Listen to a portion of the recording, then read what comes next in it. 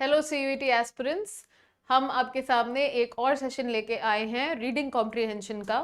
तो I am sure अब तक आपने पास पेपर्स देख लिए होंगे, पीवाईक्यू सॉल्व भी किए होंगे और मॉक टेस्ट भी लगा लिए होंगे। So this series of videos is going to surely help you in cracking that elusive 200 mark figure for the English section of CUET. So without any further delay, let's start. This is a comprehension in front of you. It's roughly 10 lines, 12 lines. ठीक है, छोटा है comprehension क्योंकि CUET के PYQs भी अगर आपने देखे होंगे तो comprehension छोटे ही आते हैं. So let's start reading. A dozen years ago. Now dozen is a period of 12 years. So a dozen years ago, Thornton Wilder and I made the happy discovery that we were both invited to a White House dinner for the French Minister of Culture, Andre Malraux. We decided at once to go together. He was to pick up my wife and me at our hotel and specified that I should have a double old-fashioned ready for him. This is the name of the drink.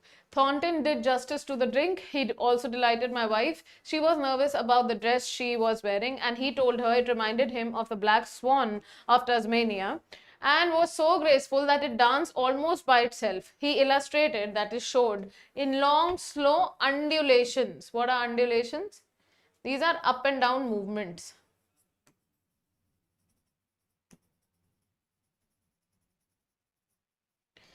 His arms waving. ऐसे ऐसे उसने करके दिखाया कि my wife was ham all evening. Now this is a very nice expression. Ham all evening का मतलब है she was overreacting.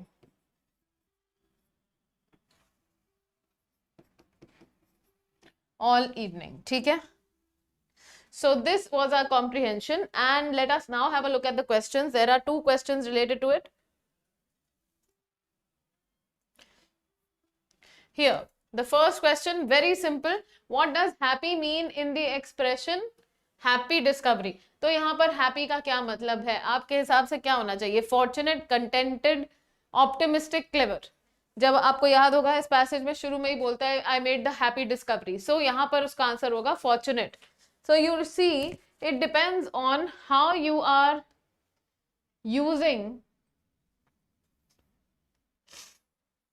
the word and in which context. Fortunate. ठीक है? Let's move on to the next question. What delighted the narrator's wife? Again, a very simple question. What delighted the narrator's wife?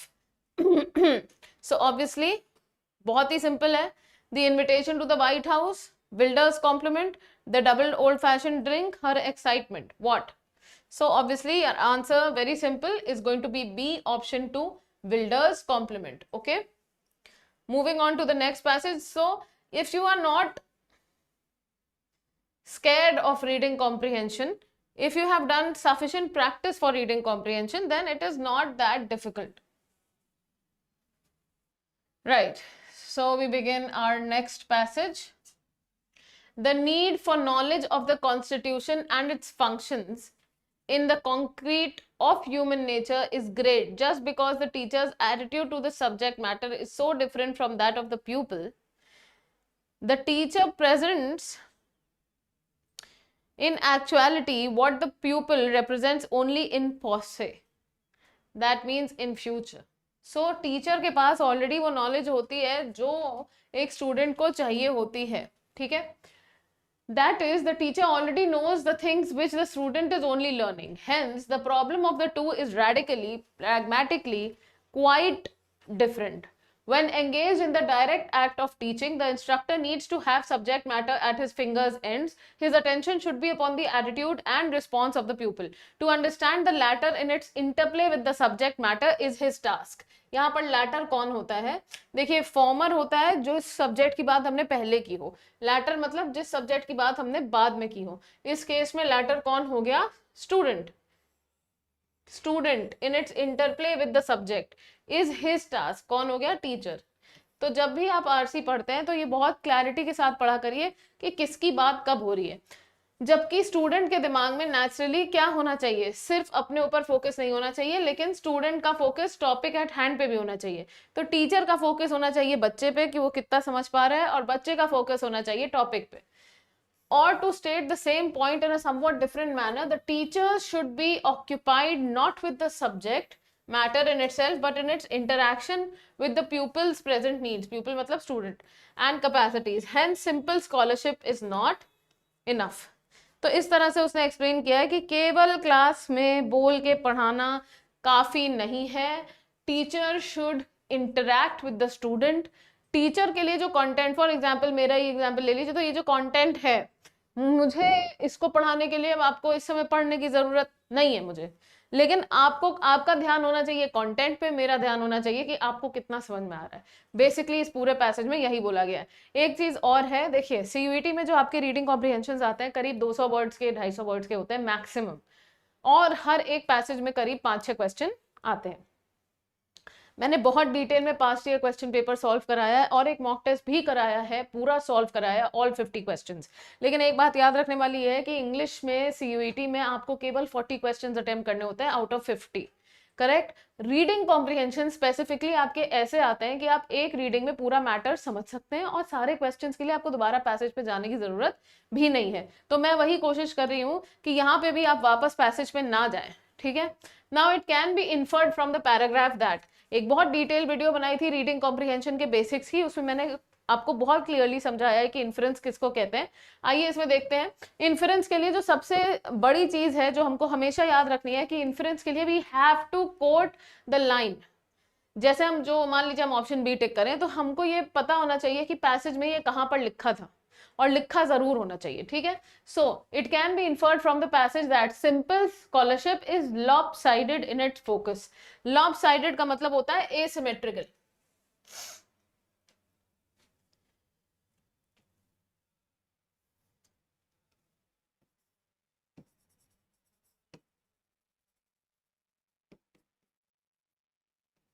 So simple scholarship is lopsided in its focus. Simple scholarship might overlook the subject matter and focuses purely on the student. ये बिल्कुल गलत जवाब होगा, क्योंकि उसने बोला है कि सिंपल स्कॉलरशिप जो है वो स्टूडेंट पे फोकस नहीं करती है, वो उसमें टीचर अपना ही पढ़ाता रहता है.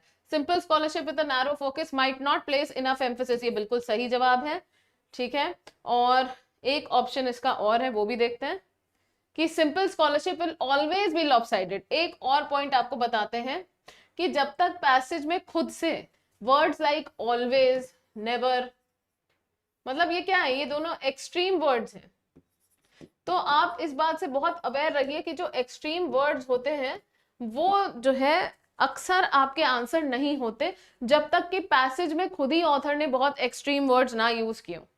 ठीक है. और ज्यादातर ऐसा होता नहीं है. जो भी रिटन मैटर होता है बड़े ही न्यूट्रल प्लेन का रिटन मैटर होता है, और ज्यादातर ऑथर जो है अपनी बात को न्यूट्रल तरीके से कहते हैं. इस वजह से आई एम सेइंग कि बहुत एक्सट्रीम वर्ड्स ज्यादातर आपके आंसर नहीं होते हैं. Moving on to the next paragraph. People are always less happy to accept scientific data. They feel that contradicts their preconceived beliefs. अब ये क्या बात कर रहा है कि जो लोग होते हैं वो खुश नहीं होते हैं ऐसे डेटा को एक्सेप्ट करने में जो उनके सोचे समझे गए विश्वास पे ठेस पहुंचाए. प्री कंसीव्ड मतलब थॉट ऑफ फ्रॉम बिफोर. अब इसमें क्या है, जैसे कि क्या हो गया, स्टीरियोटाइप्स. जैसे कई लोग बोलते हैं लड़कियां ठीक से गाड़ी नहीं चला पाती हैं. May be you agree, may be you don't, but this is a pre conceived notion. फिर बहुत लोग बोलते हैं अच्छा ऐसा नहीं है क्योंकि बहुत सारी फॉर्मूला 1 कार रेसर्स जो है वो लड़कियां होती.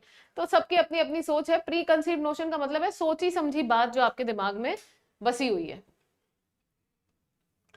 But science isn't suppose to care. अब देखिए, अब उसने नया पॉइंट बोला है, लेकिन साइंस को इससे कोई फर्क नहीं पड़ता कि किसी का प्री कंसीव्ड नोशन क्या था. साइंस कम से कम गुड साइंस, साइंस कहता है science at least good science tells us about the world as it is. कहता है साइंस कम से कम जो अच्छी साइंस होती है वो हमें ये बताती है कि दुनिया कैसी होनी, दुनिया जो है वो कैसी है, और ये नहीं बताती कि किसी की इच्छाओं से दुनिया निर्मित नहीं होती. जो है साइंस आपको वैसे ही बताएगी. Sometimes what science finds is consistent with a particular religions wishes, but usually it is not. कई बार, कुछ बार, समटाइम्स मतलब कुछ बार ऐसा होता है कि जो साइंस बता रही है वो किसी रिलीजन की विशेष से भी मेल खाता है. जैसे कि कोविड में आपने देखा होगा लोगों ने बड़ा प्रचलन किया कि देखिए नमस्ते जो है वो भारत में कब से की जा रही है, और अब कोविड को आना पड़ा ये बताने के लिए कि नमस्ते बेस्ट फॉर्म ऑफ ग्रीटिंग है। तो कभी कभी साइंस मेल खा जाती है, कभी कभी नहीं खाती, लेकिन यूजुअली जो है वो रिलीजन के साथ मेल नहीं खाती है। अब आप देखिए फिर से एक इन्फरेंस क्वेश्चंस मैंने इसलिए ज्यादा बनाए हैं क्योंकि इन्फरेंस क्वेश्चंस थोड़े से मुश्किल होते हैं, ठीक है। तो आइए देखते हैं, what can be inferred about good science, select from the given options. So 4 options you have in front of you. A good science is well received by the educated people. एक बात बताइए कि गुड साइंस के पीछे educated people का क्या reaction होगा? क्या इस बारे में पैसेज कुछ कहता है? नहीं, तो ये आंसर नहीं हो सकता। फिर a good science is based on concrete results obtained through testing the hypothesis. वैसे तो इसके बारे में भी बात नहीं हुई, लेकिन अगर आपने पैसेज के को ध्यान से पढ़ा होगा, और एक काम बोलते हैं हम लोग इंग्लिश पढ़ाते वक्त की रीडिंग बिटवीन द लाइंस, अगर आपने वो किया है तो आप समझेंगे कि एक्चुअली पैसेज का पूरा एम यही था, ये बताना कि गुड साइंस जो है वो अपना ग्राउंड होल्ड करती है, उसे किसी के प्री कंसीव नोशन से कोई फर्क नहीं पड़ता, उसे किसी की विशेष से फर्क नहीं पड़ता कि कौन क्या सोचता है, वो तो बस वो स्टेट कर देती है जो एक्चुअली है, ठीक है। सो इस वजह से इस आंसर को हम अभी नेगेट नहीं करते। Good science and religion are same, ना ये बात कही गई है पैसेज में, तो ये इन्फ्लुएंस हो नहीं सकता। A good science will always, again extreme word, will always prove the general populist wrong. General populist, populist मतलब पॉपुलेशन, अब always prove the general population wrong ऐसा उसने नहीं कहा, उसने बोला है ज्यादातर जो है साइंस रिलीजन के साथ मैच नहीं करती है। तो अब given that all the options are a bit flawed, A, C and D, so the correct answer should be option 2। अब आप ये देख रहे हैं कि इसमें डायरेक्टली इस बारे में नहीं बात हुई थी और हाइपोथेसिस की भी बात नहीं हुई थी, मगर हम लोग A, C और D में से कुछ और टिक नहीं कर पा रहे, इसलिए यह आंसर B रहेगा। Okay, another passage. Let's start reading. A being whose activities are associated with others has a social environment. So all of us, हमारी सारी activities एक दूसरे से associated है, तो obviously all of us have a social environment. What he does and what he can do, वो क्या कर सकता है और वो क्या कर रहा है, ये सब किस पे डिपेंड करता है? एक्सपेक्टेशन पे, डिमांड पे, अप्रूवल्स पे और कंडेमनेशन मतलब hatred of others. A being connected with other being cannot perform his own activities without taking the activities of others into account. तो आप कोई भी चीज अकेले कर पाने में सक्षम नहीं है, आपको दूसरे की भी एक्टिविटीज को देखना पड़ेगा अपनी चीजें करने के लिए। A being connected with other beings cannot perform his activities without taking the activities of others into account, for they are the indispensable conditions. Now, what is the meaning of indispensable?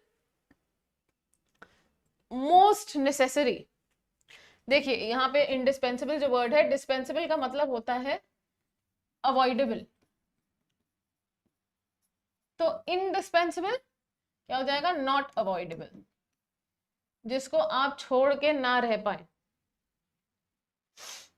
When he moves, he stirs them, he affects them, AFFECTS, जब वो move करता है तो वो दूसरों को भी किसी ना किसी तरह से इफेक्ट करता है। एंड रेसिप्रोकली, रेसिप्रोकली मतलब आपने कुछ किया समाज के लिए, समाज किसी तरह से अफेक्ट हुआ, समाज में कुछ हुआ और आप भी अफेक्ट होंगे, तो ये वाइसी वर्सा का सिस्टम चलता है। We might as well try to imagine a businessman doing business, buying and selling all by himself. Now he is giving you an example. वो अभी अपनी बात उसने कही ना कि आपका कोई भी काम ऐसा नहीं है कि दूसरे से अनरिलेटेड हो, है ना, आपका हर काम एक दूसरे से कनेक्टेड है, राइट। सो अब वो कह रहा है कि एक एग्जाम्पल के तौर पे कह रहा है कि मान लीजिए एक बिजनेसमैन है, वो अपना बिजनेस कर रहा है, खरीद रहा है सामान, बेच रहा है सामान, सब अपने आप सोच रहा है, thinking it possible to define the activities of an individual in terms of his isolated action. What is the meaning of isolation? Separate actions. तो आइसोलेशन मतलब सेपरेट, SEPARETE। तो एक बिजनेसमैन ये सोचता है कि मैं अपने घर से या अपनी दुकान से बिजनेस कर रहा हूँ, मेरी एक्टिविटी का क्या ही फर्क पड़ रहा है ज्यादा समाज पे, लेकिन ऑथर कह रहा है ऐसा नहीं है, अभी वो आपको बताएगा भी क्यों।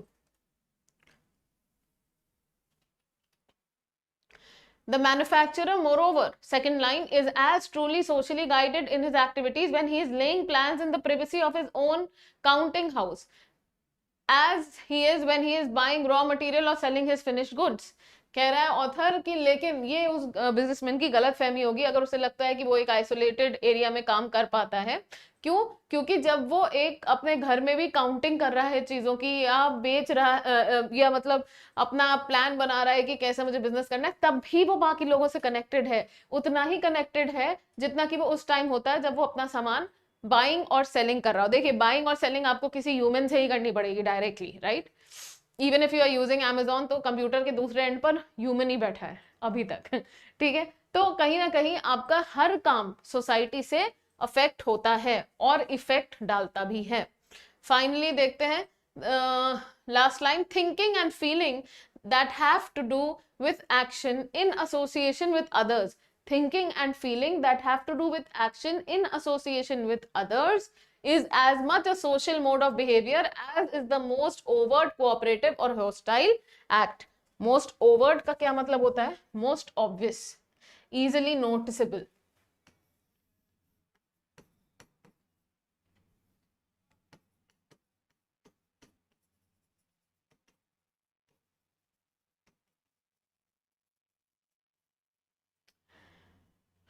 Hostile, full of enmity. चलिए, ये हो गया। अब यहाँ पे आपको बड़ी इंटरेस्टिंग चीज दिखाएंगे हम इस क्वेश्चन में। फिर से एक इन्फरेंस क्वेश्चन है। It can be inferred that, चारों ऑप्शन आपके सामने है, ठीक है?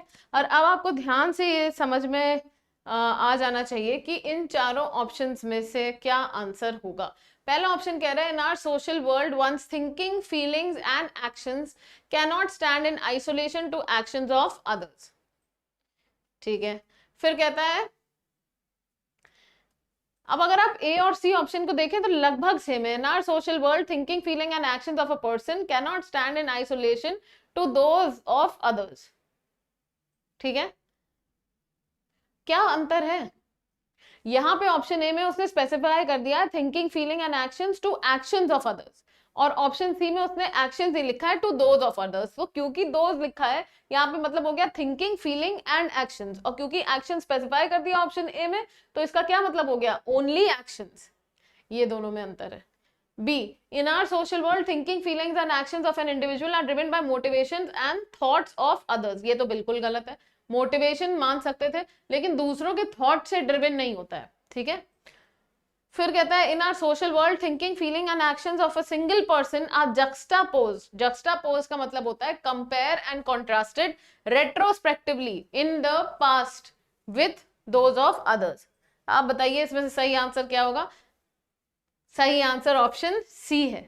तो उसने समरी में भी लास्ट लाइन में बोला भी था कि जो एक व्यक्ति सोचता है, जो एक व्यक्ति महसूस करता है और जो एक व्यक्ति करता है, वो अकेले नहीं देखे जा सकते हैं, वो सारे जो है एक दूसरे से कनेक्टेड हैं। और ये गलत क्यों है? क्योंकि यहाँ पे सिर्फ एक्शंस की बात हो गई है, हमें थिंकिंग, फीलिंग एंड एक्शंस की बात करनी थी। ठीक है, now I hope the concept of reading comprehension, inferences and how to attempt short passages is abundantly clear from this particular session. We will be continuously taking more part of CUET, and in grammar, just for your benefit, one more time I will discuss what topics are extremely important in terms of grammar. So one is articles, a and the, फिर parts of speech,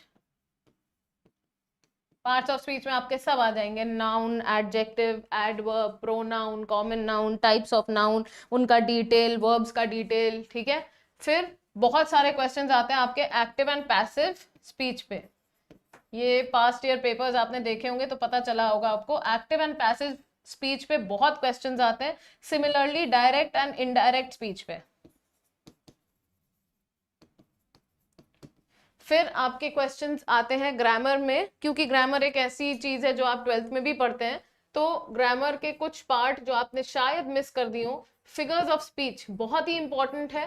figures of speech कई प्रकार के होते हैं, जैसे कि आपका metonymy, synecdoche, litotes, hyperbole, oxymoron, right, alliteration, onomatopoeia, allegory, irony, climax, anti climax. करीब 100 तरह के इनके फिगर्स ऑफ स्पीच है, लेकिन उन 100 में जो सबसे ज्यादा यूज होते हैं, those are right about 40-45 maximum, ठीक है।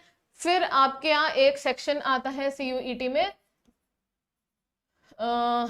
Spot the error. Spot the error, तो स्पॉट द एरर में क्या होगा कि एक सेंटेंस लिखा जाएगा, उसके टुकड़े कर देंगे 4, ठीक है, लास्ट में लिख देंगे नो एरर। तो आपको बताना है कौन से पार्ट में एरर है, ए में, बी में, सी में, या कि कोई एरर नहीं है। So this in short is a capsule of all the questions that are asked from the grammar section. Let us now begin our class. So here our first question here is based on tenses, another very important part, ठीक है। So I dash working all afternoon and have just finished the assignment. Working is a continuous tense, ठीक है। So present continuous tense लगेगा, I have been working, I had been working all afternoon and have just finished the assignment. I have been working all afternoon होना चाहिए, I had been working, it becomes past tense. I shall be working future है, I am working present हो जाएगा, लेकिन जो हमें चाहिए वो है option A, considering the use of have just finished. Next question. By the next month we shall, this is the future, by the next month we shall have completed the project. We shall have completed the project. बड़ी जल्दी हो जाएगी, grammar. अभी आता है एक बहुत ही इंपॉर्टेंट टॉपिक, इसको भी आप नहीं छोड़ सकते हैं फॉर CUET। मैंने इसीलिए उस समय नहीं बताया क्योंकि I wanted to specially stress on this topic which is subject verb agreement.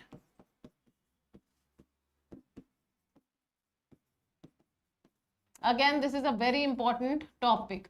अब ये क्या है, सीता और her brothers dash to be blamed.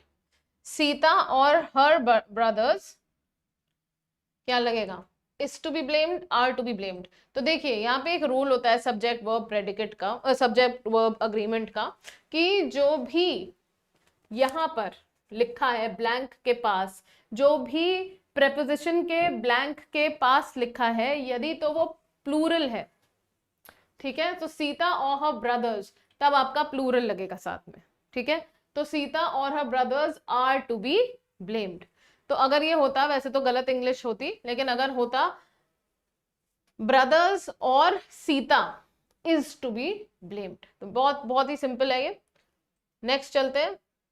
मैंने आपको एक बुक भी सजेस्ट की थी ग्रामर के लिए, बहुत अच्छी किताब है, बहुत ही बढ़िया किताब है CUET की तैयारी के लिए। So for all those who have missed the name of the book, it is a very simple way of studying English grammar. The book is English is Easy. The author is Chetan Anand Singh. You can practice all topics of grammar from here. It's a very good book. V1, this is a past year question of CUET. V1, change the statement into a question, ठीक है। so interrogatives का question है ये। V1 वो पूछेगा जब, तो did we win, ये मत लगा दीजिएगा, यहाँ टेंस की गलती हो जाएगी, did we won. So C option is right, did we win. It's a very easy nutshell of grammar. The girls ate a mango yesterday. Like I told you, active passive is really important for your preparation, है ना। So let's see, the girls ate a mango yesterday. A mango was eaten by the girls yesterday.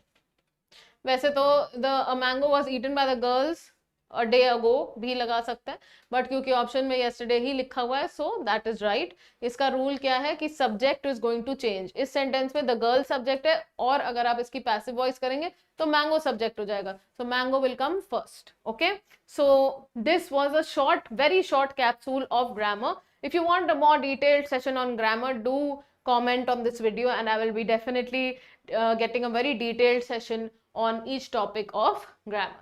Analogy based questions है ये, English section में बहुत बार जो है आते हैं, और करीब 5 से 8 क्वेश्चंस आपको एनालॉजी के एक पेपर में मिल सकते हैं, which is a big chunk of your exam. So questions 1 to 5, each pair of capitalized words given below is followed by 4 pairs of words. Choose the pair which does not exhibit. फिर से ये पढ़ना बहुत जरूरी है, और एक general tip है आपके लिए कि CUET का एग्जाम जो है उसमें आप डायरेक्शन जरूर पढ़ें, क्वेश्चंस का जो सेट आता है, कभी कभी 3 क्वेश्चंस एक साथ दे देते हैं और कॉमन डायरेक्शन लिख देते हैं। अब मान लीजिए किसी बच्चे ने ये नहीं देखा कि हमें वो रिलेशनशिप टिक करनी है जो सिमिलर ना हो। जनरली जो क्वेश्चंस आते हैं वो आते हैं कि सिमिलर हो, मगर इस केस में ना हो का क्वेश्चन आया है, which does not exhibit the relationship similar to that expressed in the capitalized pair। क्या मतलब हुआ इस बात का? तो हमको देखना है कि सीरीन और काम के बीच की जो रिलेशनशिप है वो किस तरह की है। वैसे तो सीरीन और काम जो है वो एक दूसरे के क्या है, पर्यायवाची है, सिनोनिम्स है, ठीक है। इनके और पर्यायवाची क्या हो सकते हैं वो भी बता देते हैं, प्लासिड, ट्रैंक्विल। और यहां पर आपको दिख रहा है कि ऑप्शन ए जो है ये सिनोनिमस है, तो ये तो आंसर नहीं होगा। काम, सीरीन, प्लासिड, ट्रैंक्विल, ठीक है, तो ये आंसर नहीं हो सकता। फिर क्लियर और लूसिड दोनों एक दूसरे के सिनोनिम्स हैं, अगेन ये भी आंसर नहीं होगा, क्योंकि हमें तो ऐसा आंसर चाहिए जो एक दूसरे के सिनोनिमस ना हो। कंटेंट एंड सैटिस्फाई, तो ये कंटेंट है, मतलब कि I am very contented, contentment वाला कंटेंट है, तो सैटिस्फाई और कंटेंट दोनों सेम है। अब कोई बच्चा ये भी कह सकता है कि कंटेंट का मतलब तो मैटर भी हो सकता है, लेकिन कंटेंट का मतलब सेटिस्फैक्शन भी हो सकता है, तो ऐसा ऑप्शन टिक नहीं करेंगे। एक ऑप्शन है जो बिल्कुल भी रिलेटेड नहीं है, टैक्सिंग का मतलब होता है something very hard to do, something very hard, very cumbersome, CUMBERSOME, ठीक है, टू डू। और हैप्पी का तो मतलब आपको पता ही है, तो इस केस में आपका आंसर डी होगा। अब आपने इस क्वेश्चन की मदद से ये भी समझ लिया होगा कि एनालॉजी में sound very simple but it is usually not. Next question, ये एनालॉजीज जो है वो कई प्रकार की होती हैं, जैसे कि इसमें आप देखेंगे कि यहां पर एक रिलेशनशिप अलग किस्म की आई है, टेम्परेचर इज टू हीट, यानी कि टेम्परेचर जो है एक मार्कर होता है हीट को जांचने के लिए, परखने के लिए, 32 degrees, 42, 52, so temperature is to heat, ठीक है। Heat is measured by means of temperature, और हमें क्या टिक करना है नीचे से, एक ऐसा ऑप्शन जिसमें ऐसी रिलेशनशिप ना हो, ठीक है। तो popularity is measured bye votes, intelligent is measured bye IQ, resistance का जो यूनिट है वही ओम्स है, तो बचा क्या, speed does not measure distance, distance is not measured in terms of speed, distance is measured in kilometers। so हमें answer में टिक करना था ऐसा एक ऑप्शन जो कि हमारे ऊपर वाले से रिलेटेड ना हो, और इसका आंसर क्या रह जाएगा, इसका आंसर रहेगा डी, ठीक है। Resistance is measured in ohms, intelligence in IQ, popularity का मार्कर बोल सकते हैं, वोट्स होते ही हैं, distance is not measured by speed, okay, so that is why I am saying the answer should be D.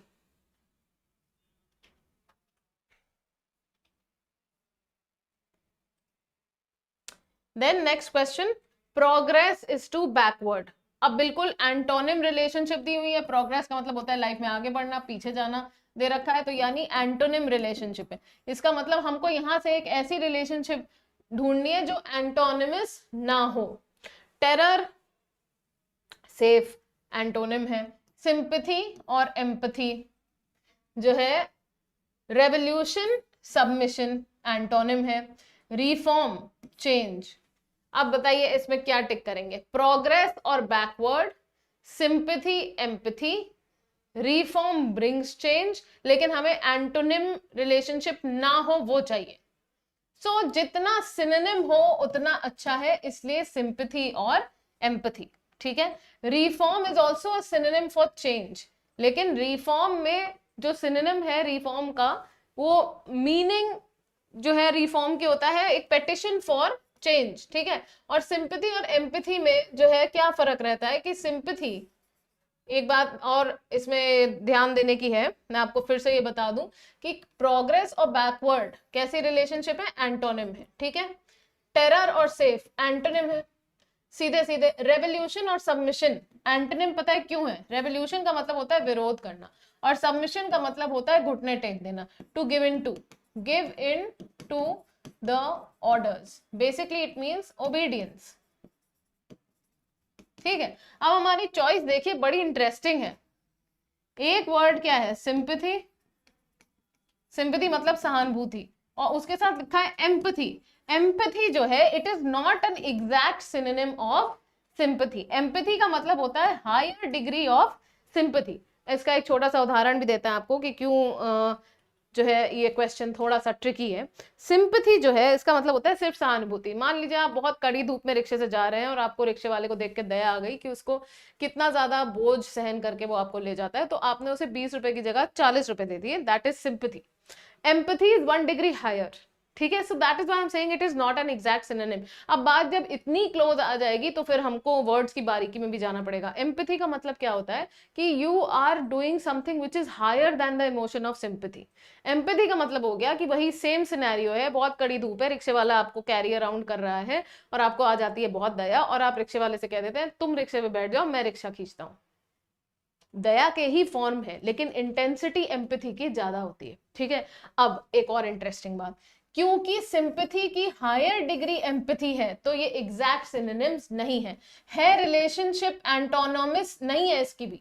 तो हमारे पास दो ऑप्शन है, बी और डी। अब हमें पता है क्या देखना पड़ेगा कि बी और डी में से दोनों के सिनोनिम्स की स्ट्रेंथ किसकी ज्यादा है, मतलब कौन ज्यादा अच्छा पर्यायवाची है। तो मैंने आपको बताया सिंपैथी के लिए एम्पैथी उतना अच्छा पर्यायवाची नहीं है जितना रिफॉर्म के लिए चेंज, ठीक है। Reform brings about change, reform has to get change, right, उसका एसेंस ही चेंज है। इसलिए आंसर आपका यहां पे क्या रहेगा, डी, नॉट बी। मुझे अपने आप को एक्सप्लेन करना था इसलिए मैंने आपको बताया था कि आंसर बी भी हो सकता है, just to get your attention. But यहाँ पर कॉन्सेप्चुअली आपको यहाँ देखना पड़ेगा कि सिनोनिम के मामले में कौन ज्यादा क्लोज है, रिफॉर्म और चेंज या सिंपैथी और एम्पैथी। तो हम देखते हैं कि सिंपैथी और एम्पैथी में डिग्री का फर्क है, इंटेंसिटी का फर्क है, लेकिन रिफॉर्म और चेंज लगभग बिल्कुल सेम है। इसलिए हमारे, क्योंकि हमें एंटोनिम नहीं टिक करना था, तो हमारा आंसर यहाँ पर डी रहेगा। I hope that is abundantly clear. It was a very good question, trick question. अब मैं आपको इस, देखिए मैंने थर्ड वाला ट्रिकी क्यों बनाया, देखिए इसलिए बनाया है क्योंकि एनालॉजी अब बच्चा अपनी धुन में करता चला जा रहा है। हाँ हाँ पता है मुझे, ब्लैक और व्हाइट है तो नीचे वही टिक करना है। पहली बात तो वहां चेंज हुआ कि आपको एक डिफरेंट रिलेशनशिप टिक करनी है। फिर दूसरा चेंज ये हुआ कि दोनों ही जो है एक दूसरे के सिनोनिम लग रहे हैं, सिंपैथी एम्पैथी, और जो आपका चेंज और रिफॉर्म। अब इसमें भी क्योंकि मेरा काम एज अ मेंटर ये बताना होता है कि आप बच्चे कहाँ कहाँ फंस सकते हैं, वरना आपके +5 की जगह क्या हो जाएगा, -1। Okay, stubborn and adaptable, obviously these are antonyms, और हमको नीचे क्या टिक करना है, वो जो कि एंटोनिम ना हो, यानी सिनोनिम हो या कुछ और, ठीक है। स्टबर्न मतलब जिद्दी, another good word, a synonym of stubborn is obstinate, और अडेप्टेबल यानी फ्लेक्सिबल, ठीक है। अब स्टूपिड और ब्राइट, ब्राइट यहाँ पे वो लाइट वाला ब्राइट नहीं है, दिमाग वाला ब्राइट है, तो थोड़ा समझना पड़ेगा। मॉरल एथिकल, ठीक है। इनहेरेंट एक्सट्रेनियस, ये तो क्लियर कट आपका आंसर नहीं है। इनहेरेंट का मतलब होता है बेसिक,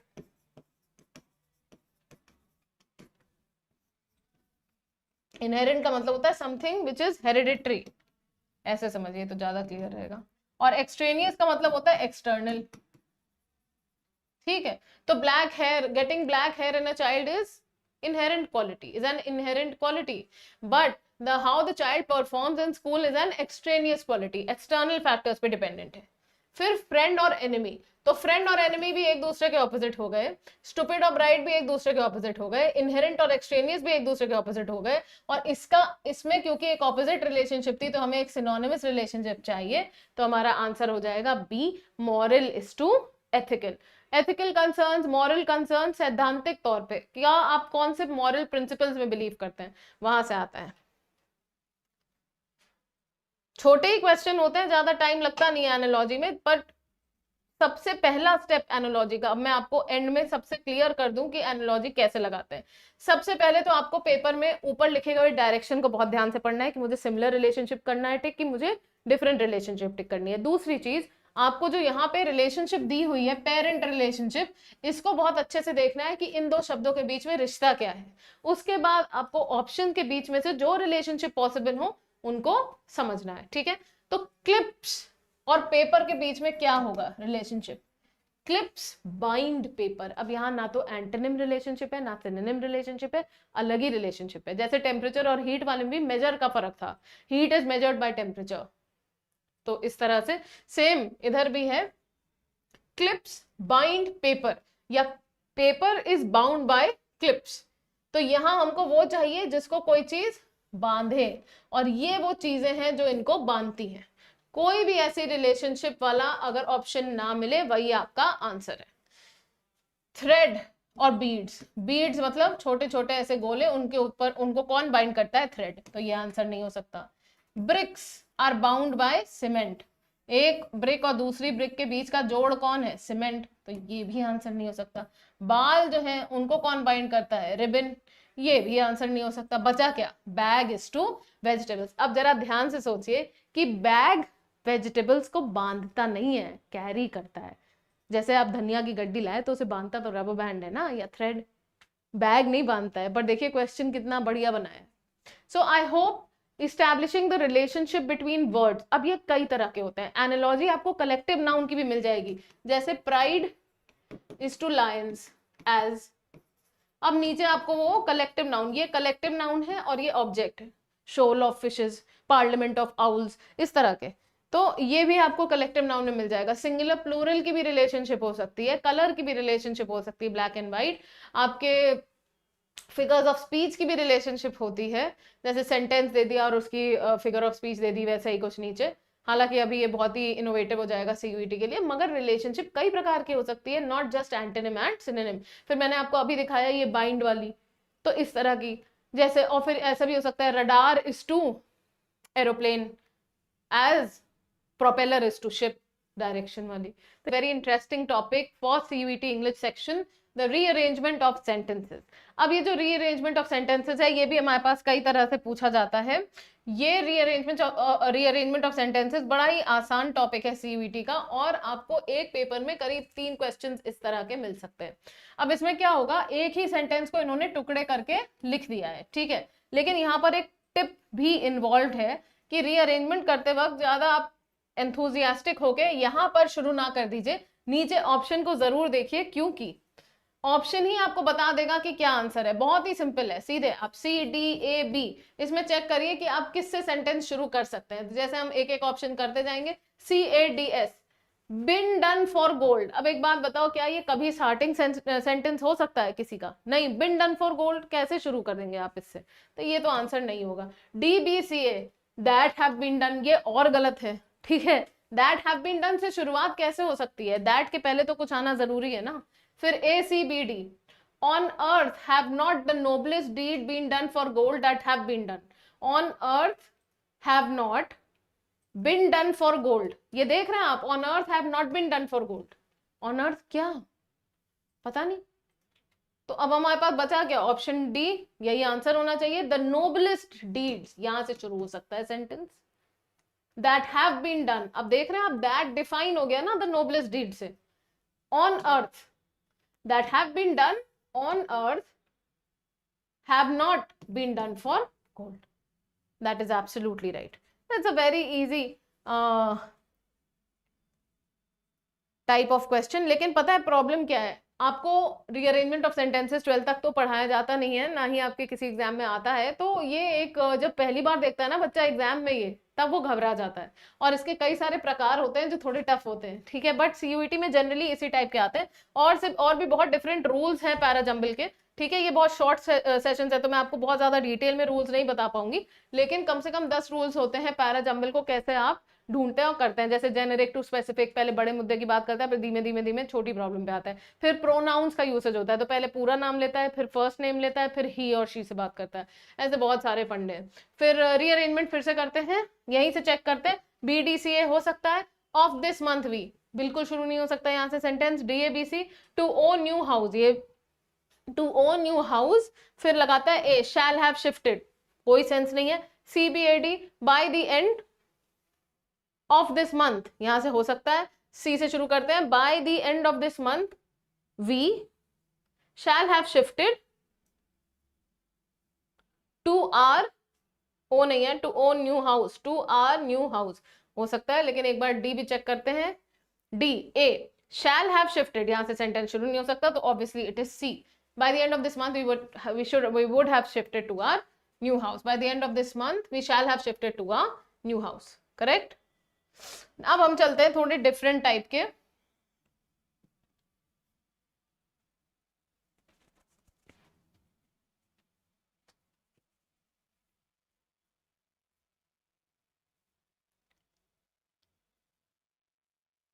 पैराजंबल पे।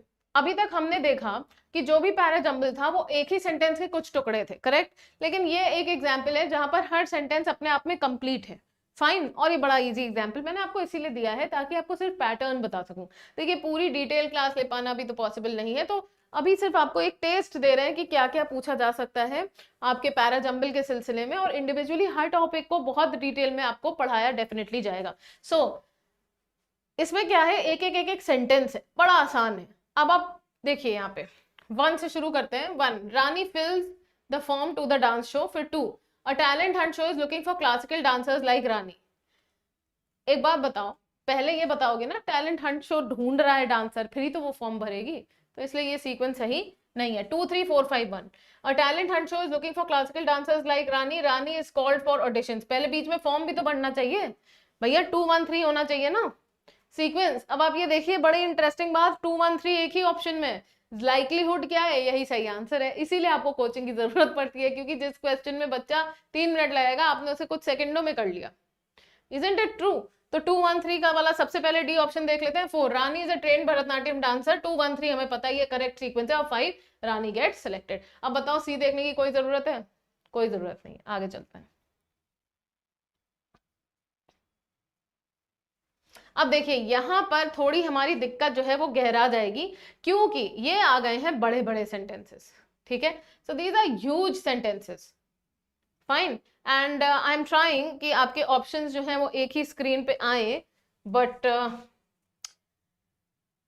Well I don't think that is possible. तो एक काम करते हैं 1 4 2 3 कर देते हैं, ठीक है। 1 4 2 3 are the starting sentences. So let's check किस सेंटेंस से शुरू हो सकता है।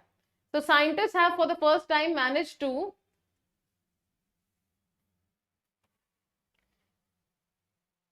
scientists have for the first time managed to edit genes in a human embryo to repair a genetic mutation, fueling hopes that such procedures may one day be available outside laboratory condition। अच्छा, यहां से तो शुरू हो सकता है।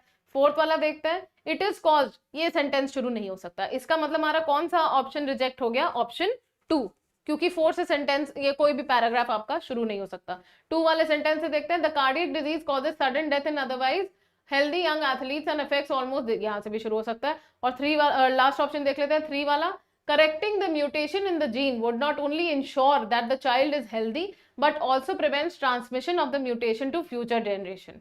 अच्छा चलिए अब हमें देखना पड़ेगा। 1 5 2 4 3 चेक करते हैं।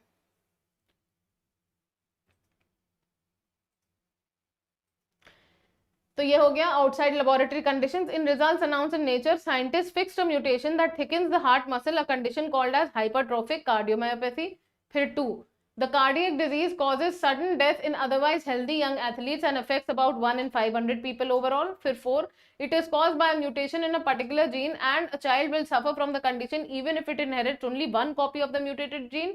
Correcting the mutation in the gene would not only ensure the child is healthy but also prevents transmission of the mutation to future generations. So I think first one is should be correct, but anyway B तो हमने negate कर दिया था। एक बार C और D भी देख लेते हैं। 2 3 1 5 4, the cardiac disease causes this, correcting the mutation, ये बिल्कुल ही नहीं हो सकता है, क्योंकि पहले आप ये बताइए तो म्यूटेशन कहाँ होता है? उसने बोला है ना हार्ट की मसल में होता है, तो ये नहीं हो सकता। और डी 3 2 4, करेक्टिंग द म्यूटेशन, फिर 2 द कार्डियक डिजीज, ये भी नहीं हो सकता। तो क्लियरली हमारा आंसर जो है वो 1 है। 1 5 2 4 3। देखिए ये क्वेश्चन थोड़ा लंबा है तो हमें थोड़ा सा टाइम ज्यादा लगा, लेकिन इन दिस केस हम पैराजंबल के साथ एक चीज तो मान सकते हैं कि अगर हमने उसका लॉजिक बहुत सही पकड़ा है तो हमें ये पता है कि हम इसमें यहाँ पे +5 लेके ही जा रहे हैं, कोई चांस ही नहीं है, क्योंकि ये पहला क्वेश्चन टाइप है जिसमें आपको ना केवल ये पता है कि ये आंसर सही है, आपको ये भी पता है कि B C D for sure गलत है, हो ही नहीं सकते सही, ठीक है। So let's move on to the next question. ये पैराजंबल की एक खासियत होती है, स्पेशली जब आप उसे जो है क्वेश्चन के साथ करने की कोशिश करते हैं, मेरा मतलब है ऑप्शन से पीछे जब आप जाते हैं हमेशा ऐसे ही जाइएगा। मैंने आपको जितनी बार पैराजंबल कराए, जितनी बार जंबल सेंटेंसेस के आपको वीडियो आई है और मैंने पढ़ाया है, तो उसमें हम ऑप्शन से ही पीछे जाते हैं, बिकॉज उसके अलावा you are just wasting time. So the last question for today, 42134 42134, nitrogen an essential food for plants. बिल्कुल ये इंट्रोडक्टरी लाइन बहुत अच्छी लग रही है सुनने में कि नाइट्रोजन का पहले हमने इंट्रोडक्शन दिया, कहाँ पाई जाती है, लोकेशन और कितनी क्वांटिटी में। उसके बाद 2 इन इट्स एरियल फॉर्म। अब यहाँ पे एक चीज गौर करने की है कि ये जो इट्स है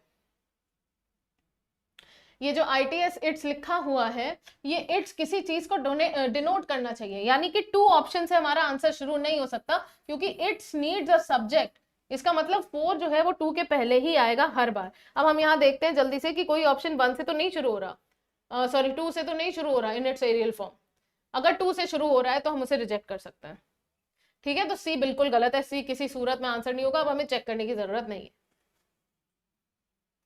ठीक है, अब हम चलते हैं इसी फर्स्ट ऑप्शन पे, क्योंकि 4 और 2 तो एकदम सही मिल गए हैं। तब अब देखते हैं, तो बोलता है in its aerial form nitrogen is insoluble, unusable and in need of transformation.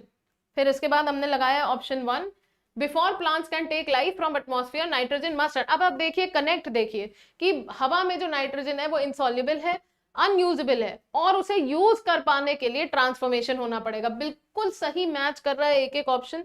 आगे चलते हैं, 3 पे बोला है लाइटनिंग स्टार्ट्स, उसे यूजेबल बनाने में जो प्रक्रिया है वो शुरुआत कहां से होती है, लाइटनिंग से। और finally option 5, one of the most dramatic examples in nature of ill wind that blows goodness is lightning. Finally आपका फर्स्ट ही ऑप्शन आंसर है। इससे अच्छी पेयरिंग मिल पाना बहुत मुश्किल है, फिर भी हम चेक कर लेते हैं। सी हम लोग ने रिजेक्ट ही कर दिया था। ऑप्शन 1 से शुरू करते हैं, before plants can take life. अब आप खुद बताइए कि क्या आपको 4 से अच्छी लाइन 1 लग रही है इंट्रोडक्शन के लिए, हो ही नहीं सकता। और 5 से तो शुरुआत हो पाना इम्पॉसिबल है। Doing this sheet on synonyms, ठीक है, तो सिनोनिम्स का मतलब क्या होता है, सिनोनिम्स का मतलब होता है words which are similar in meaning. ठीक है, तो आपसे पूछा गया था कि सिनोनिम ऑफ डिलिशियस क्या है। डिलिशियस का सिनोनिम स्ट्रेट अवे, बहुत ही इजी क्वेश्चन है, टेस्टी। ठीक है, स्पाइसी मतलब तीखा, प्लेजर मतलब खुशी देने वाला। सेवरी का मतलब क्या होता है, SAVORY। सेवरी का मतलब होता है something which is not sweet, नमकीन हो सकता है मगर हो सकता है टेस्टलेस भी हो। So that is what savoury mean, something which is not sweet. And clearly delicious का सिनोनिम तो टेस्टी ही रहेगा। कभी कभी ये CVT past year question paper का ही क्वेश्चन है, और कभी कभी वाकई में बहुत ही इजी सवाल पूछ लेते हैं, तो बच्चे बड़े खुश होते हैं कि वाह हमें 5 नंबर ऐसे ही फ्री के मिल गए।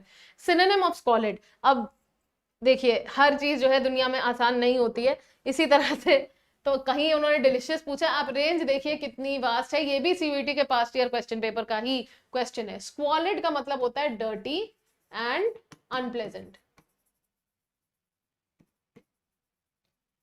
Dirty and unpleasant.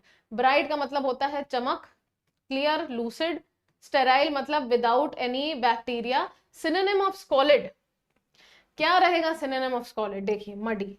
तो actual meaning dirty and unpleasant है, लेकिन क्योंकि ऑप्शन में कुछ और है ही नहीं उसके पास, स्टेराइल का मतलब होता है free from bacteria, free from bacteria, viruses etcetera.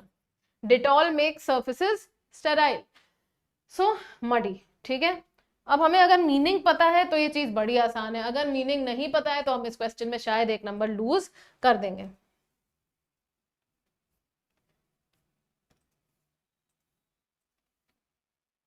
Next question, synonym of distress.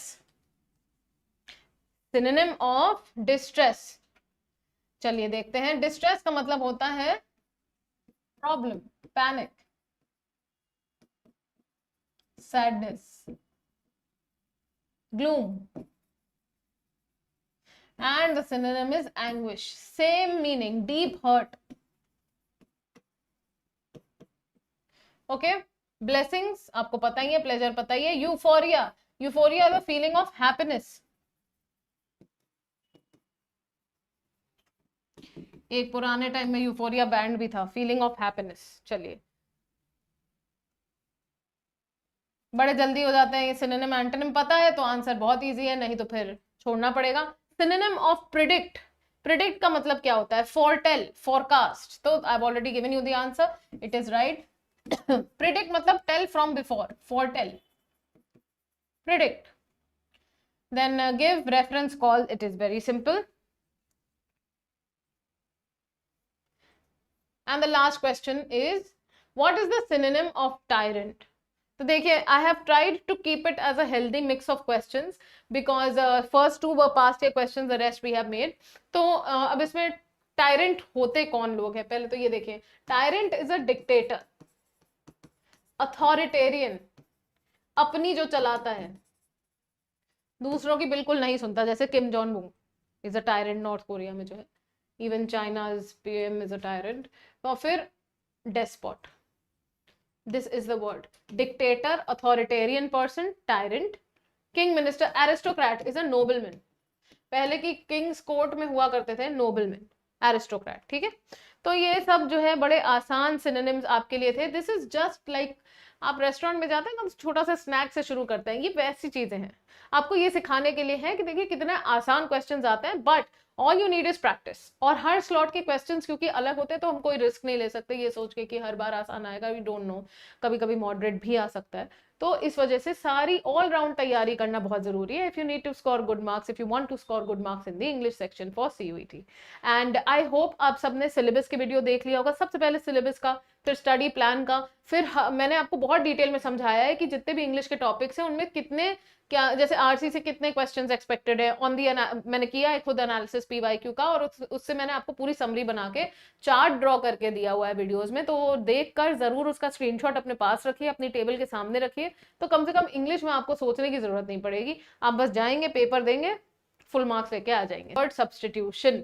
So provide the appropriate word for the following conditions. This is just an elegant way of asking word meaning. ठीक है, तो without any further ado, let us start with the कौन सा word जो है वो उसका मतलब. देखिए नीचे लिखे गए ऑप्शंस में कौन सा वर्ड ऐसा है जो रिसाइटल ऑफ पोएट्री से रिलेटेड है. रिसाइटल ऑफ पोएट्री, आपने शायद ये पार्टिसिपेट भी किया होगा इस कॉन्टेस्ट में. मैं अभी बताऊंगी नहीं कौन सा कॉन्टेस्ट है जिसमें आपको स्टेज पे जाकर हिंदी या इंग्लिश में पूरी पोएम विद एक्सप्रेशंस बोलनी होती है.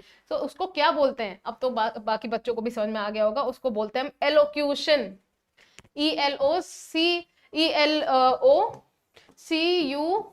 ELOCUTION, elocution. अब जो मुद्दे की बात यह है कि LOC और LOQ ये रूट वर्ड्स हैं. मैंने अपने वीडियोस में आपको बताया रूट वर्ड्स बहुत ही इंपॉर्टेंट होते हैं वोकैबुलरी जानने समझने के लिए. तो लॉक का मतलब होता है टू स्पीक, और इससे कई सारे शब्द निकलते हैं, सिर्फ एक एलोक्यूशन नहीं है. ग्रैंडिलोक्वेंट, मैग्निलोक्वेंट, एक होमवर्क भी दे रहे हैं आपको. जितने शब्द मैं बोल रही हूँ सबका मीनिंग निकाल के अपने रजिस्टर में लिख लीजिए. ये वो शब्द हैं जो कंपटीशन में बहुत पूछे जाते हैं. ग्रैंडिलोक्वेंट, मैग्निलोक्वेंट, सोमनिलोक्वेंट, लोक्वेशियस. ठीक है, all these words are very important. Garrulous, prolix, verbose, all these words are related to speech. सब में लॉक रूट वर्ड नहीं है, but they are nevertheless related to speech. Elocution तो कॉन्टेस्ट हो गया. Eloquence, eloquence is the articulation technique, the art of good speaking, evasive speech, dawdling speech. ठीक है, तो ये सब बहुत ज्यादा यूज होने वाले शब्द हैं. Then you have gregarious. Gregarious means very cheerful, very happy go lucky kind of person. Ample, ample means plenty, abundant, plethora, myriad, बहुत आयत. मिरियड का मतलब होता है हजारों हजारों. लीजन्स, लीजन्स यूजुअली आर्मी में यूज होता है, legions of soldiers. Ambulatory, related to walking, तभी एम्बुलेंस से याद रखिए, रिलेटेड टू वॉकिंग. आगे चलते हैं. देखिए बहुत बार ये आपको बहुत सारे कंपटीशन में पूछा गया है. ठीक है, सीयूईटी में ही कुछ फोबियाज पूछे गए हैं, पर मैं आपके लिए नया क्वेश्चन लाई हूं फाइल से रिलेटेड. फाइल का मतलब होता है टू लव. बड़ा ही सिंपल है, लव फॉर बुक्स, बिब्लियोफाइल. ये तो सही आंसर हो गया, लव फॉर बुक्स. लेकिन सेलिनोफाइल कौन होते हैं? सेलिना गोमेज के फैंस नहीं. सेलिनोफाइल होते हैं मून. सेलिना मतलब moon. People who love staring at the moon, people who are in love with the moon. Astrophile, people who love astronomy. Then arctophile, ये बहुत क्यूट है, people who love teddy bears, that is arctophile. So I don't think कोई भी ऐसा होगा जो आर्क्टोफाइल ना हो, जिसको टेडी बेयर ना पसंद हो. Then you have fear of open spaces. पता है तो पता है, नहीं तो फिर आपके नंबर गए. तो फियर ऑफ ओपन स्पेसेस को हम बोलते हैं agoraphobia. Fear of open spaces. Open spaces समझते हैं, मैदान ही मैदान दूर दूर तक फैला हुआ है, तो वहां आदमी डर महसूस करता है. कुछ लोगों को ये टेंडेंसी होती है. What is sabotage? सैबोटाज का मतलब होता है जानबूझ के चीजों को खराब कर देना, deliberate destruction. What is the meaning of horror vacui? देखिए ये फिनोमेना ज्यादातर पेंटिंग में देखा जाता है. Fear of empty spaces. Painting क्यों बोल रही हूँ कि जैसे आपने कोई चित्र बनाया और उसके जो आउटलाइन है, उसमें कोई एरिया खाली छूट गया तो आर्टिस्ट को अच्छा नहीं लगता, ये यूज उस सेंस में होता है, लेकिन ultimately horror vacui is fear of empty spaces. Apoptosis एक ही फिनोमेना है साइंस का जिसको हम एपोप्टोसिस बोलते हैं, सेल डेथ। तो सेल जब अपनी एक नॉर्मल आयु जी के मरता है तो उसे एपोप्टोसिस बोलते हैं। जब एक सेल जरूरत से जल्दी मर जाता है सड़ के, तब उसे नेक्रोसिस बोलते हैं। तो नेक्रोसिस और एपोप्टोसिस में सिर्फ इतना अंतर है कि एपोप्टोसिस नॉर्मल फिनोमेना है, नेक्रोसिस अबनॉर्मल फिनोमेना है। आई होप आप इन सब चीजों के नोट्स भी बना रहे हैं कहीं ना कहीं, बिकॉज ये सब बहुत ही इंटरेस्टिंग तो है ही, ये बहुत ही ज्यादा हेल्पफुल है आपके सीवीटी के लिए। फियर ऑफ स्पाइडर्स, देखिए बहुत सारे बच्चों को हो सकता है हो ही फियर ऑफ स्पाइडर्स, ऐसा नहीं है कि मतलब स्पाइडर बहुत ही लवेबल चीज होती है। Fear of spiders clearly is arachnophobia, ठीक है, और it comes from the word arachnida. Arachnida कुछ को पता भी होगा, साफ लिख देती हूँ, ARACHNIDA, arachnida is the kingdom of insects. Spiders भी इसी का पार्ट है, अरैक्निड, तो वहां से आया अरैक्नोफोबिया। What is lapicide? It is the killing. Side is the root word for killing.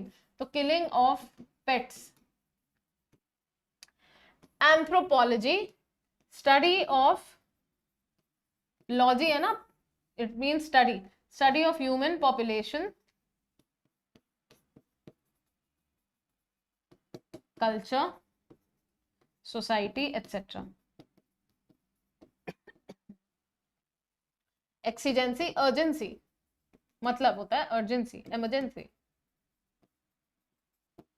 ठीक है। सो यहाँ का आंसर आपका फियर ऑफ स्पाइडर्स जो है वो fourth, arachnophobia. The act of talking while sleeping, मैंने अभी आपको एक होमवर्क भी दिया है, सोमनीलॉक्वी। सोमनीलॉक्वी, सोमनी मतलब सोना, लॉक मतलब बोलना, तो सोते वक्त बोलना, दैट इज सोमनीलॉक्वी।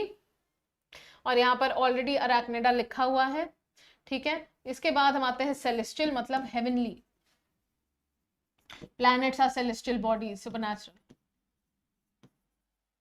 Extra terrestrial.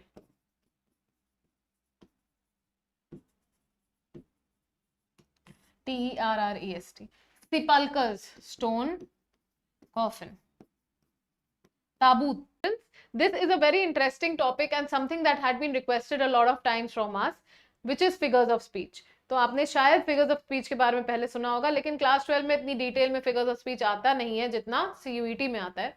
और फिगर ऑफ स्पीच के अगेन आप एक्सपेक्ट कर सकते हैं पेपर में करीब 3 से 4 question, again depending on your slot, because each paper is different. So let us start figures of speech. अब पहले तो ये समझ लीजिए कि फिगर्स ऑफ स्पीच का दूसरा नाम क्या है। It is also called as literary devices.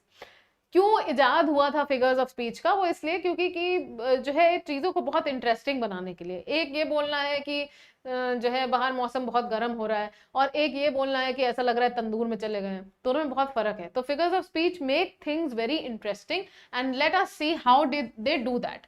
तो I have told you in previous videos also कि there are about hundreds of figures of speech, लेकिन जो हमारे काम किए हैं वो कुल 40-45 ही है। उन्हीं में से आपको हर एग्जाम में क्वेश्चन दिखेंगे। उसमें सबसे कॉमन है मेटाफर, सिमिली, ठीक है। इसके अलावा अलिटरेशन, ओनोमैटोपोइया, लिटोट, हाइपरबोल, हाइपरबोली, ऑक्सीमोरॉन, बहुत सिनेक्डिकी, मेटोनिमी, बहुत सारे फिगर्स ऑफ स्पीच है, मगर पूछे जो है वो कुछ ही जाते हैं। Personification, anthropomorphism, zoomorphism, solecism, so many different types of figures of speech. तो आइए शुरू करते हैं। Which of the following is not an example of antithesis? अब एंटीथेसिस क्या होता है? एंटीथेसिस का मतलब होता है कॉन्ट्रास्ट। बेसिकली एक ऐसा सेंटेंस जिसमें आपको कॉन्ट्रास्ट आ रहा हो, उसको हम बोलते हैं एंटीथेसिस, ठीक है। तो यहां देखते हैं, united we stand, divided we fall. Can you notice the contrast? हम एकजुट होते हैं तो हम बहुत सशक्त रहते हैं, लेकिन अलग अलग हम लोग जो है ताकतवर नहीं होते।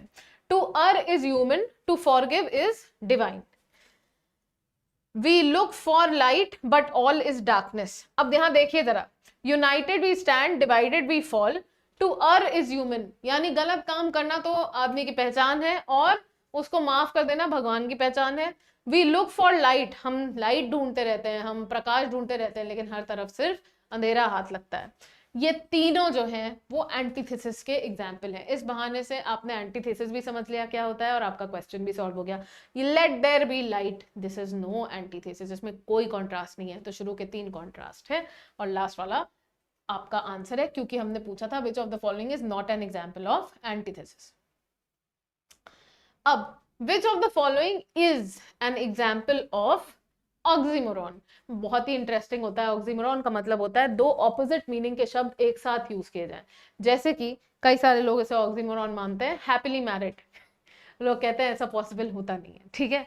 दूसरा ऑक्सीमोरॉन क्या है, लिक्विड ऑक्सीजन। आपने ये सुना भी होगा, हिंदी फिल्मों में कहता है ना कि ऑक्सीजन उसे मरने नहीं देगा, लिक्विड उसे जीने नहीं देगा, लिक्विड ऑक्सीजन, ठीक है। और क्या होता है oxymoron, happy death, that is also an oxymoron.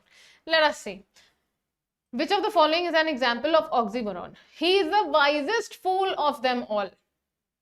The fire station was destroyed that night. He came, he saw, he conquered. He is a great philosopher and a member of parliament. आपको दिख ही गया है, he is the wisest fool of them all. वो सारे ही फूल हैं, लेकिन उनमें से भी जो सबसे अकलमंद बेवकूफ है, अकलमंद बेवकूफ एक साथ यूज कर लिया, मतलब ऑक्सीमोरॉन। बड़ा इंटरेस्टिंग होता है फिगर ऑफ स्पीच, जस्ट एक बार लुकअप करने की देर है, बाकी आप खुद ही बहुत ही आराम से समझ जाएंगे। What is the figure of speech in the sentence. हाँ, ऐसा क्वेश्चन सीयूईटी में आ चुका है, ऐसा, पर ये तो मैंने बनाया, उनका अलग था, लेकिन उसी से थोड़ा इंस्पायर्ड है। I have told you a million times not to lie, ये एग्जाम्पल है हाइपरबोली का। हाइपरबोली का मतलब होता है over exaggeration, too much exaggeration. जैसे कि I am so sad that I could cry a river. अब ऑब्वियस सी बात है कि मनुष्य से नदी, कितनी भी आप दुखी हो, नदी तो नहीं निकाल पाएंगे, ठीक है। तो ये एक तरीका होता है बात करने का, जैसे मैंने बताया कि this is for making speech interesting. Alright, alliteration क्या होता है ये भी जान लेते हैं, क्योंकि ऑप्शंस हैं। अलिटरेशन का मतलब होता है उसी अल्फाबेट से सेंटेंस शुरू होना बार बार, मतलब सेंटेंस में बहुत बार उसी अल्फाबेट का प्रयोग करना। She sales sea shells on the seashore, very famous alliteration, ठीक है। onomatopoeia, that means sounds, zip zip, went the zip या went the plane। चलो, for example, swoosh fell the child, ये जो splash she went in the water, sound को जब आप project करते हैं सेंटेंस में, दैट बिकम्स ओनोमैटोपोइया। ऑलराइट, मेटाफर में क्या होता है, एक तरीका होता है लिखने का, he is as brave as a lion. ये जो एज और लाइक का प्रयोग करता है, ये क्या हो गई, सिमिली, ठीक है, राइट। और जब आप एज हटाते हैं, ही इज अ लायन, तो क्या हो जाएगा, मेटाफर।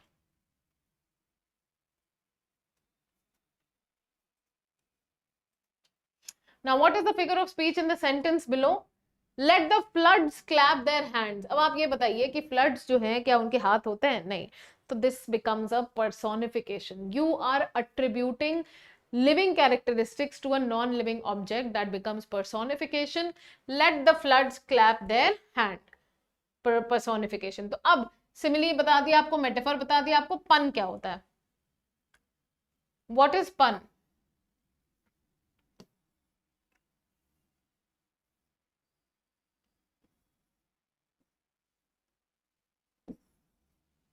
इसका एग्जाम्पल भी आपको दे रहे हैं।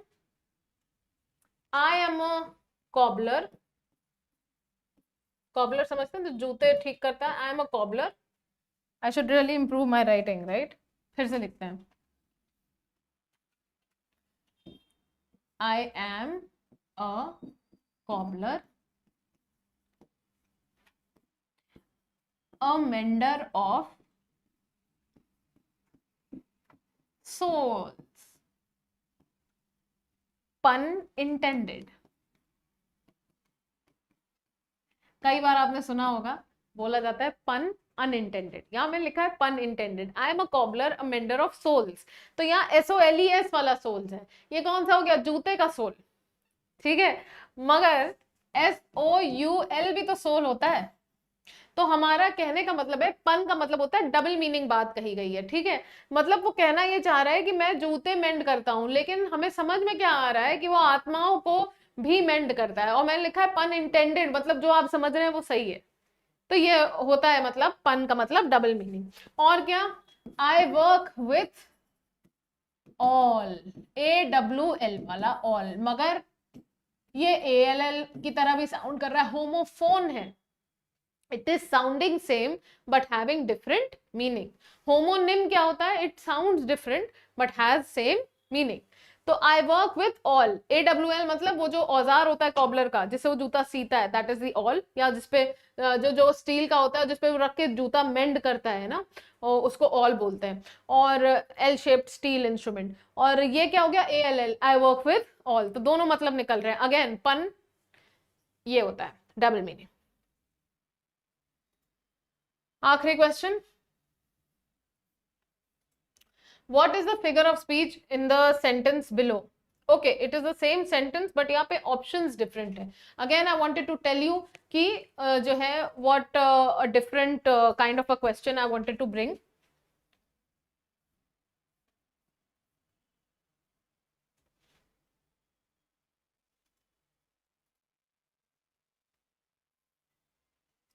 Right. So यहाँ पर I'll just change the sentence so that it matches with the options, right? So what is the figure of speech used in the sentence below? She is no Miss World. ठीक है, अब देखिए बड़ा आसान है, she is no Miss World, this is an example of a लिटोट।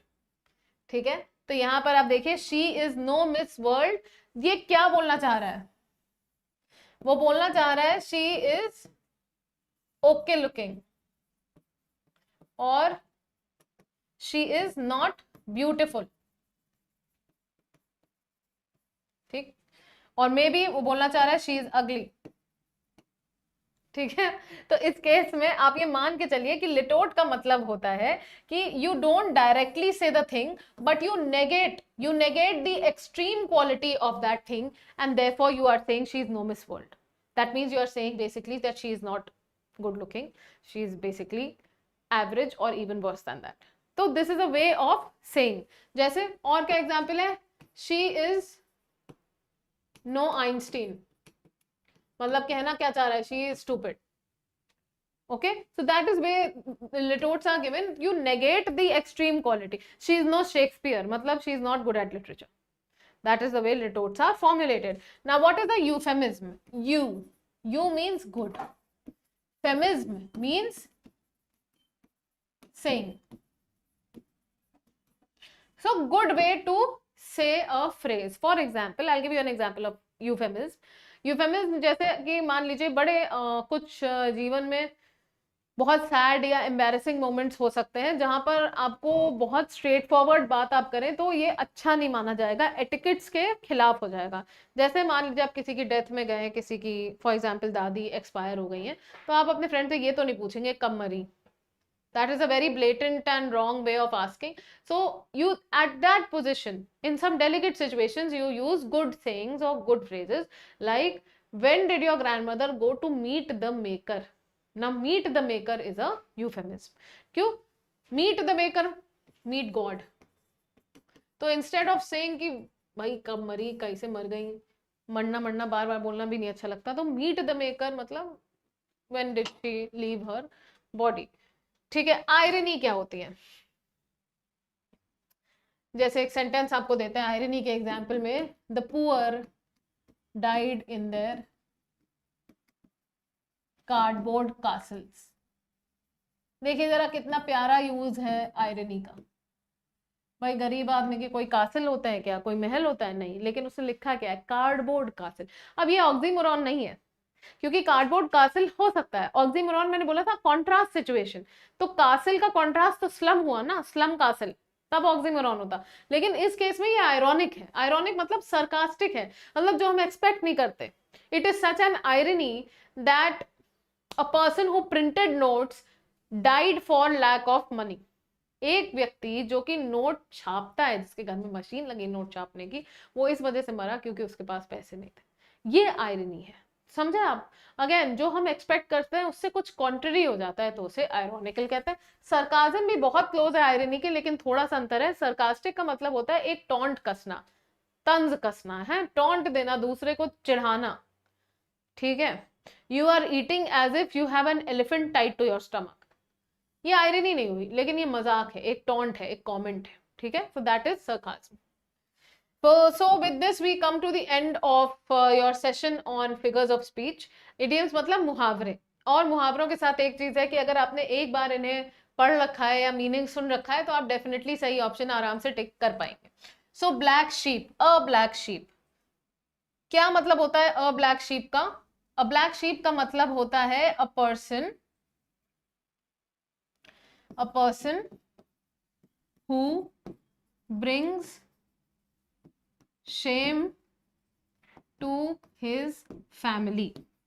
और आप देख रहे हैं ऊपर ऑप्शंस में ये ऑप्शन नहीं लिखा हुआ है, इसलिए none of these. Black sheep का मतलब हुआ कि जैसे मान लीजिए आपके घर में सब डॉक्टर इंजीनियर है, लेकिन कोई बच्चा जो है वो चोर निकल गया या रॉबर बन गया, then that person is called a black sheep of the family.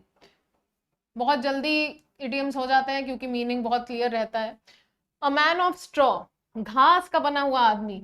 एक चीज और है, आपको जरूर बताना चाहेंगे कि इडियम्स में कभी भी बहुत ज्यादा गैसवर्क मत किया करिए। इसका तो सही है, आप समझ ही गए होंगे, लेकिन कभी कभी इडियम्स लिटरल नहीं होते हैं, ठीक है, इसलिए सोच के टिक करिएगा। अ मैन ऑफ स्ट्रॉ मतलब a man of no substance. A man of straw मतलब a man of no substance, जिसमें कोई ग्रेविटी ना हो, जिसमें कोई सीरियसनेस ना हो। Next is to smell a rat. Smell a rat का मतलब होता है to expect something fishy. Fishy मतलब कि कुछ गड़बड़ चल रही है। तो टू सस्पेक्ट फाउल और बैड और wrong dealings.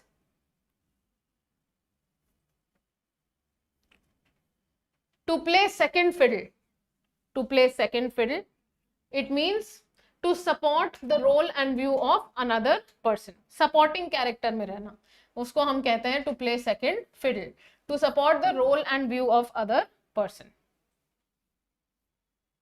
And the last one, to leave someone in the lurch. मुसीबत की घड़ी में किसी को अकेला छोड़ देना, that is to leave someone in the lurch. तो क्या हो जाएगा? To desert someone, to leave someone in his difficult times, ठीक है। इसके लिए एक और शब्द है, मरून कर देना, मरून, और अबैंडन कर देना, ठीक है। So obviously option D. तो आपने देखा कि इडियम्स जो है बड़े छोटे से बड़े स्वीट से होते हैं, लेकिन आपको मीनिंग पता होना चाहिए, ठीक है। तो माइग्रेटरी और फॉरेन वर्ड्स टुडे। अब आप में से कई लोग सोचेंगे क्या ये भी आता है सीयूईटी में? हाँ, तो मुझे ऑप्शंस में कहीं कहीं पर माइग्रेटरी और फॉरेन वर्ड्स मिले हैं, तो इसलिए मैंने सोचा कि इससे अच्छा है मैं आपको एक बार इसका इंट्रोडक्शन भी दे दूं, इन केस आपके एग्जाम में आ ही गए full question based on migratory words, तो फिर आपको दिक्कत हो जाएगी। देखिए, माइग्रेटरी और फॉरेन वर्ड्स का मतलब होता है वर्ड्स जो कि दूसरी भाषा से लिए गए हैं, लेकिन इस्तेमाल करते करते वो अंग्रेजी का ही हिस्सा माने जा रहे हैं। बड़े आसान है, बहुत मुश्किल नहीं है, अगर पता हो तो बड़े आसान है, वरना again you will get confused. So the sensation of having previously experience something that one is experiencing, कई बार ऐसा होता है लाइफ में, तो उसको हम कहते हैं डेजा वू, अ फीलिंग दैट ये चीज ऑलरेडी हो चुकी है। L Dorado is also a migratory word, it means a utopian kingdom. Utopia समझते हैं, राम राज्य, यूटोपियन किंगडम। और इसका एक दूसरा मतलब भी है जो ज्यादा याद रह जाता है बच्चों को, वो है city of gold, city of gold, that is your El Dorado. Next question, यहां पे मैंने आपको पूरी डेफिनेशन दे दी है, सिर्फ आपको पिक करना है कि कौन सा शब्द इसको represent कर रहा है। So a legal representative, an official who is assigned to investigate a person's complaint against an organization, ombudsman. Gung ho is a Chinese word, it means to be excessively enthusiastic about certain things, excessively enthusiastic, that is gung ho. Then you have dinghy. Dinghy is a Sanskrit word, it means a small boat. And mammoth, mammoth was extinct, it's an extinct mammal, extinct mammal, it was huge, Maybe you've seen pictures of it. It resembled the elephant but was much, much bigger than the present day elephant. The next question. Now we have a separate price for each item printed on the menu. Separate price for each item printed on the menu, that is a la carte.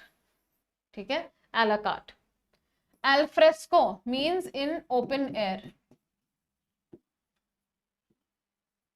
In open air. Alma mater, school from where you have studied. Avant-garde, path-breaking innovation. Path breaking का मतलब समझते हैं absolutely new, बिल्कुल नई technique से कोई चीज अगर हो तो उसे अवांट-गार्ड बोलते हैं. Most of these words are French.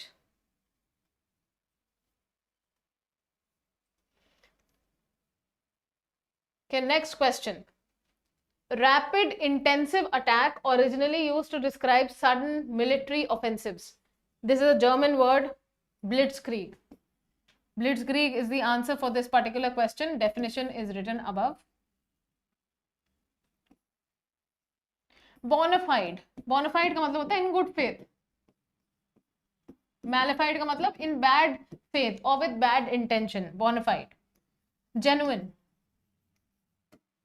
Next you have faux pas. Faux pas is another French word. Faux pas means social blunder.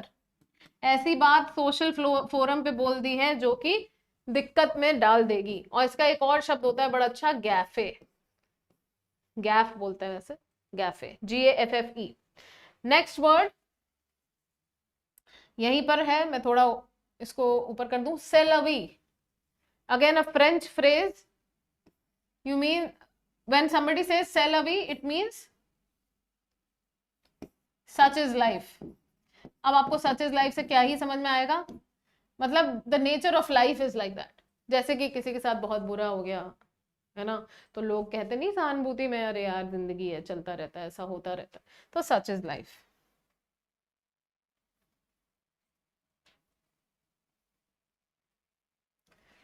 Next is blank slate.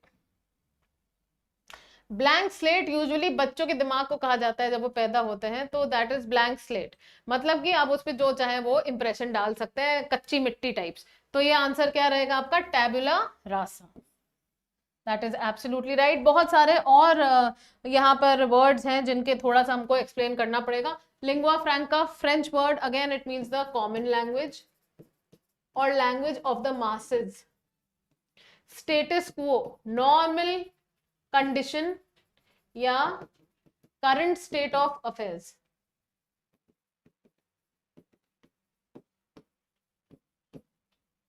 ठीक है.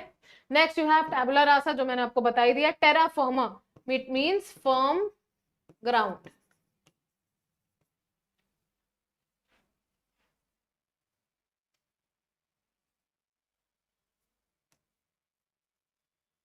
Okay, antonyms for you lined up. तो ऊपर लिखा हुआ शब्द है और नीचे हमें उसका एंटोनिम यानी ऑपोजिट मीनिंग वाला वर्ड टिक करना है. ठीक है. So antonym of delicious, obviously it's going to be tasteless और ब्लैंड. बहुत ही आसान. नेक्स्ट क्वेश्चन, मैं आपको वीडियो के एंड में ये भी बताऊंगी आप किस किताब से सबसे कॉमन एंटोनिम्स और सिनोनिम्स कर सकते हैं. एंटोनिम ऑफ बनाल. बनाल का मतलब होता है कॉमन, लैकिंग ओरिजिनलिटी. एंटोनिम क्या हो जाएगा, इनोवेटिव. कैटास्ट्रोफी का मतलब होता है डिजास्टर. अबैंडन का मतलब होता है छोड़ देना. लूडिक्रस का मतलब होता है कॉमिकल, वेरी फनी. और उसके लिए अच्छा शब्द है farcical, FARCICAL. Moving on very quickly to the next question. Antonym of consider. Consider का मतलब होता है किसी बात पे सोच विचार करना. तो अगर आप उसे रिजेक्ट कर देते हैं, रिफ्यूज कर देते हैं, तो ये एंटोनिम में गिना जाएगा. कंसीड का मतलब होता है एक्सेप्ट. तो इसका आंसर क्या रहेगा, बी, यानी refuse. Next question, antonym of acme. ये एक बड़ा इंपॉर्टेंट क्वेश्चन है, बनाया इसलिए ताकि आपको अंदाजा हो जाए, ये बहुत सारे नेशनल लेवल एग्जाम्स में पूछा गया है. Antonym of Acme. एक्मे का मतलब होता है apex, top, crest, summit, peak. ठीक है. So all these words, pinnacle, pinnacle is another word for top. इन सारे वर्ड्स का एक ही एंटोनिम है जो बहुत ज्यादा कंपेटिटिव एग्जाम में पूछा गया है, जो होता है the most lowest point, that is nadir, NADIR। Antonym of garrulous, मैंने आपको ये अभी प्रीवियस वीडियो में भी इसके बारे में बताया था, ये भी बहुत बार कॉम्पिटिटिव एग्जाम में पूछा जा चुका है। गैरुलिस का मतलब होता है बहुत ज्यादा बोलना, ठीक है। तो गैरुलिस का ध्यान से देखिएगा सिनोनिम क्या है, लोक्वेशियस, और गैरुलिस का एंटोनिम क्या है, लकोनिक। अब लोक्वेशियस के साथ साथ कुछ शब्द लिख लीजिए जिनका भी यही मतलब होता है बहुत ज्यादा बोलना, वर्बोज, प्रोलिक्स, लोक्वेशियस और गैरुलिस। और इनके एंटोनिम क्या है, लकोनिक, इसके साथ ही साथ ससिंक्ट, इसके साथ टर्स और कर्ट और ब्रेविलोक्वेंट, ठीक है। ऑल्टरकेशन का मतलब होता है वर्बल टसल। वर्बल टसल का क्या मतलब हुआ, जबानी फाइट हो जाना, वर्बल फाइट, ठीक है। और उसको क्या बोल सकते हैं, स्क्वॉबल, और क्या, बिकरिंग, BICKERING। हिरसूटिज्म का मतलब होता है this is a side effect of most medications, body is covered with hair, मतलब नॉर्मल नहीं होता, वो बिल्कुल भालू लगता है आदमी, body is covered with hair. Hirsutism, side effect of certain medications. तो अगर आपको एंटोनिम सिनोनिम आते हैं, चीजें बड़ी आसान है। नहीं तो अगर आप लुकअप करना चाहें तो मैंने पहले भी सजेस्ट किया था अपनी रिकमेंडेड बुक्स में, नॉर्मन लुइस की एक बुक आती है word power by Norman Lewis, उसके आप एंटोनिम सिनोनिम्स कर सकते हैं। दूसरी चीज ये है कि मैंने आपको पहले भी बोला था कि न्यूज़पेपर से जो भी डिफिकल्ट वर्ड्स मिले एक रजिस्टर मेंटेन करिए और हर शब्द के 2 एंटोनिम और 2 सिनोनिम उसमें जरूर नोट डाउन करिए, इससे आपको बहुत फायदा होगा। Thank you so much for attending.